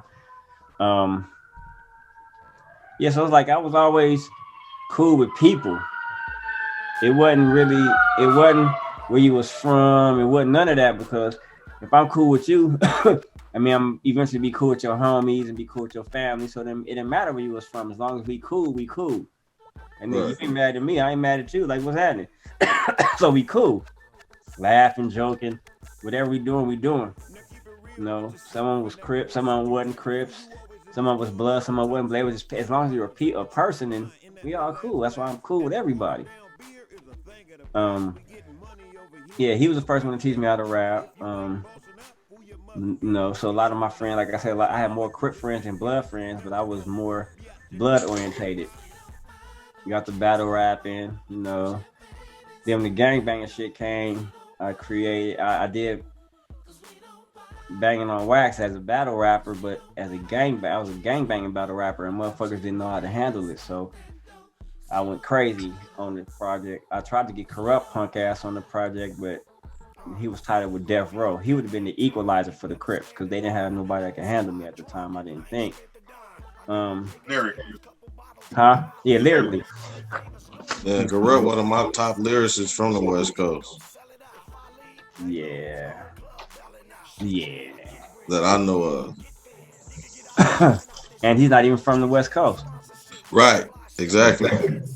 Well, I'm gonna say that represents the West. Yeah. Because a lot of people that represent the West was actually born on the East Coast. So your next group was what?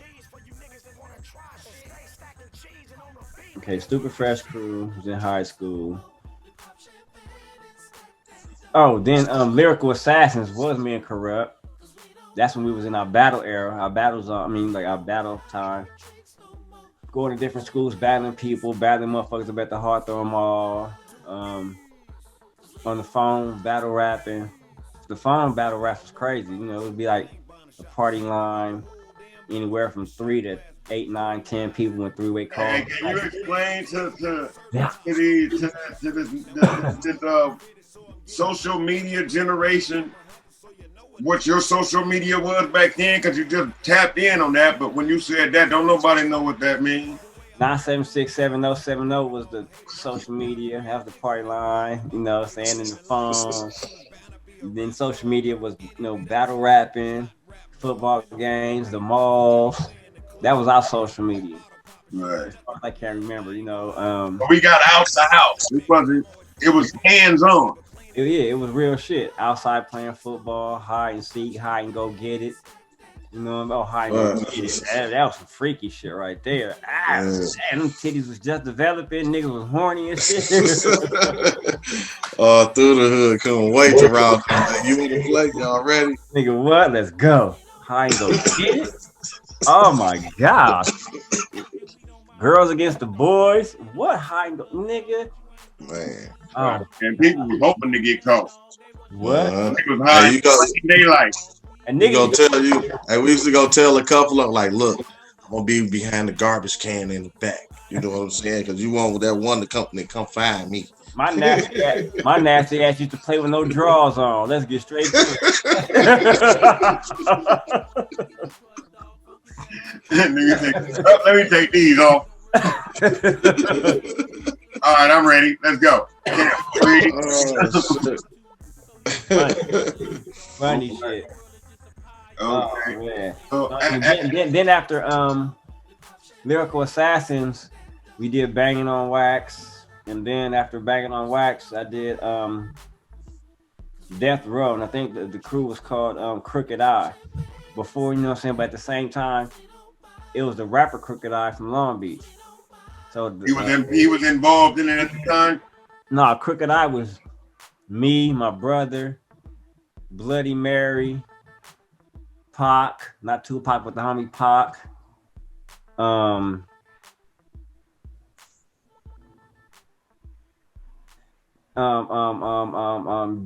Slow Mo that passed away, Gunsmoke, Bad Luck from PDL, and Preach from PDL. There was everybody that was in Crooked Eye when I signed to Death Row, but it was just me, my brother, and Bloody Mary that was signed to Death Row. So that was Crooked Eye, and then after that, I made Universal Soldiers, which was me, Cam, and Corrupt. I think I made Kennel Gang. I made Kennel Gang first. I made the Kennel Gang first, and then I made Crooked Eye. I mean, my bad. I made Kennel Gang, and then I made Universal Soldiers. But like now, I'm just like solo. You know, crew members, their drive and work ethics aren't the same as yours, so weren't the same as mine. So like I was outdoing them or surpassing them, and was upset because they weren't keeping up or holding up their part of the bargain. Well, upholding their part of who they're supposed to be in the crew. So like I kept excelling, and I was upset. Like, nigga, y'all niggas need to come with our verses, or like we need to work. Y'all need to come with something, to help build the studio and all different types of shit. So eventually I start focusing on myself and getting, all my pieces together. And then along, like, and then it was helping people, but along the way to now, I felt my interest level dropped. Like, man, I'm getting too old to keep on doing all of this shit, so I have to, shift into management now. I've been the spearhead for so much shit, then the support. Now I have to, switch over into management. I done so much. I'm just tired. Are you managing some artists right now? Yeah, I got 2 artists that I manage. I really don't like saying their names too much because I don't like letting the cat out the bag. It's for people to hate on, But one of them is an international person, meaning like he's not from America and he hard as fuck, and another one is from the South and he hard as fuck. It's like when it comes to homies from California, it's like I'm still kind of looking for one more person to manage from California, but it's like I don't like. I'm picky as fuck. If I don't like your music, I'm not investing anything into you. I'm not. You know what I'm saying? Like I'm sitting here. Right now. I got 3 cameras, and I will not shoot your video if I don't like your music. You know. That was my next. Thought. Like, when did you start? When did you pick up a camera? Because in a sense, in time factor, it's like you transition from behind the mic to behind the engineering. Now it's to behind the camera and editing and so on and so forth. Man, I did that shit like.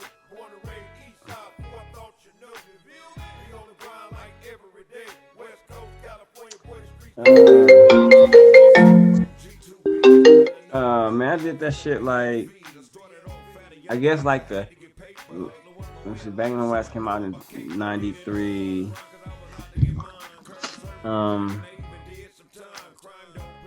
Bangin' on Wax came out in '93, maybe '95. Like, when did the camcorders get released? Maybe like '96. Yeah, whenever like camcorders came out, I got a hold to one or like little camera and start filming certain shit. But like the shit that I did film, when I got raided by the police, they took the tapes and took the fucking my photo album. So like they got a lot of gang shit from when they raided me, but the raid wasn't for me. But they still took my shit and kept my shit, and I don't appreciate that. So fuck IPD. Fuck LAPD, fuck PD, period. Fuck, policeman union, policeman ball, policeman all that. Fuck all y'all. Fuck them all. So I have my own personal reason for this question. So whatever became of the California Kennel album that was anticipated, man? Why did you never, release that group project? I wasn't satisfied with it. So like that's how I am. I'm like my own worst critic. If I don't like it, or if I'm not satisfied with it, then I'm not putting it out, because it basically falls back on me, because I built up the head of steam. Like I said, I'm used to being a spearhead of shit. So whenever I create some shit, I want it to be a certain type of way. So if I'm not getting the participation or the outcome, then it's not getting released at all. Niggas could be mad. I could take the verse off of it. I don't care. That's just me. I'm an asshole. When it comes to I don't care. So either it's going to be my way or it's going to be no way, because I did majority of the work. I built my reputation up for it to float on. I engineered the shit. I participated on the project, so I did majority of the work. I came up with the name of the group. I picked the people that was on it originally. I started hanging around motherfuckers that I thought would be a good fit for it. I was formatting the song, so I did majority of the shit. So if I do majority of the shit and I came up with the shit, ownership is mine. So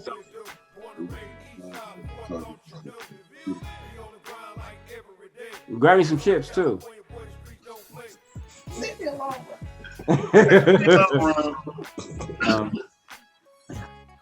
Yeah, man. So I'm my own worst critic, and if shit not how I want it, I'm not putting it out, because I don't like motherfuckers saying, oh, that was all right, that was some whack shit. Like,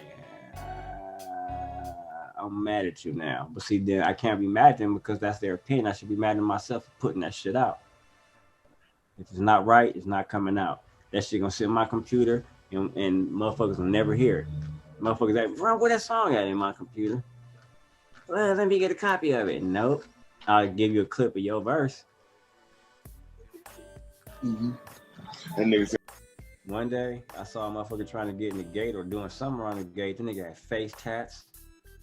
He didn't look like a blood. And I'm looking like, what the fuck is nigga trying to get in and out the gate? Come to find out, this nigga is her son. I didn't know. I'm like, Auntie, did you see that motherfucker? She's like, yeah, that's my son. Like, that's your son, all the face tats.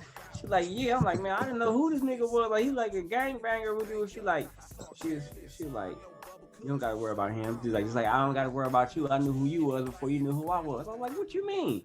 She's like, boy, I know who you are. I know what you do. I'm like, auntie, what you mean? She just chucked it. She laughed like, I know who you are. Like my nieces and nephews told me who you were one day when they was in the house and you had parked their truck and you was walking across the street to come to the apartment and they was like, that's Redrum. And I was like, who was that? And they showed me who you was on the internet. I said, damn, auntie. So then when I got out the truck and I helped her that day, she recognized what I was doing. Like, okay. So he one of them. You know what I'm saying? So I'm like, okay, so that made her feel safe that, you know what I'm saying, a gang member is protecting his own people. Because, you know, she older, that's the era that she come from. Right. You know what I'm saying? So like I said, I love doing that. I love when I surprise older people by calling them auntie, uncle, like excuse me, uncle. You know what I'm saying? Or excuse me, auntie. You know, excuse me, G-ma or mama, or how you know, like I can walk out. I need some help with that, mama, and like go up there and grab shit for you, go, mom.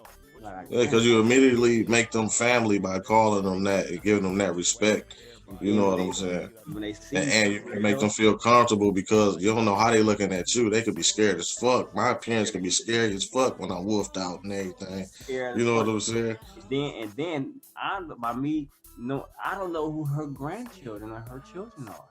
Yeah. You know what I'm saying? She might save my life one day. Right.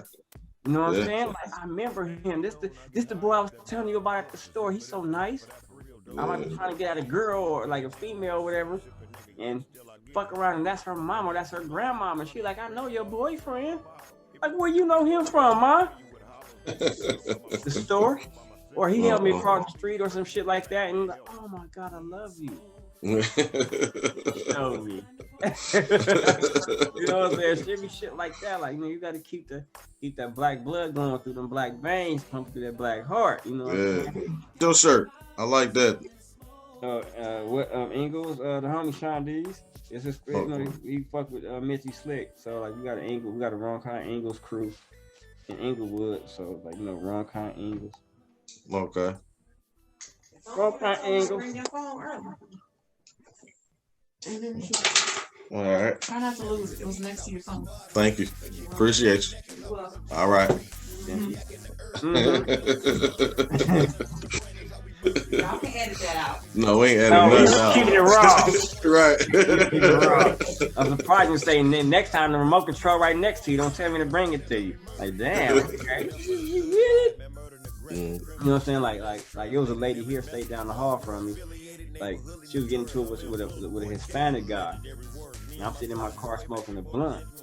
So I'm looking in my rearview mirror. I'm hearing the shit, and I'm like, damn, who are you? So I'm looking in the rearview mirror, and like I see like them having words with each other. So I hop out the car instantly, blunt my mouth, go to the back of my truck. You know what I'm saying? And like I hear him arguing, so I look over my shoulder. I'm like, okay. So now it's like how his position was. The black lady was, her back was toward me, and the Hispanic guy was facing me. So I'm hearing him, so I'm in the back of my truck. And so I look over my shoulder. When I look over my shoulder, I'm hearing them arguing, and the black guy happened to look up over. He looked at her, but then he glanced over her and see me at my truck. So I'm like, yeah, okay. So I close my truck door. I walk over there. As I'm walking across, they're like, auntie, what's up? What's wrong? She looked at me, and she recognized me from the building, right? But like she didn't know how I was going. So I'm like, auntie, what's wrong? She looked, and her eyes were like kind of like squinted, and then she was like, oh, okay, I get what he's doing. So she was like, oh, this man doing something. So I walk up like, what's up, homie? Like, it's a problem with my auntie? They're like, no, man, it ain't like that. Like, she just don't understand what we doing. We doing work. I'm like, oh, okay. Like, auntie, no, they gonna clean this shit up once they get finished. Like, oh, she's like, okay. So then she was like, yeah, that was a good one. That was a good one. I was like, you know what I'm saying? Like it was a lady here stayed down the hall from me. Like, she was getting to it with a Hispanic guy. And I'm sitting in my car smoking a blunt.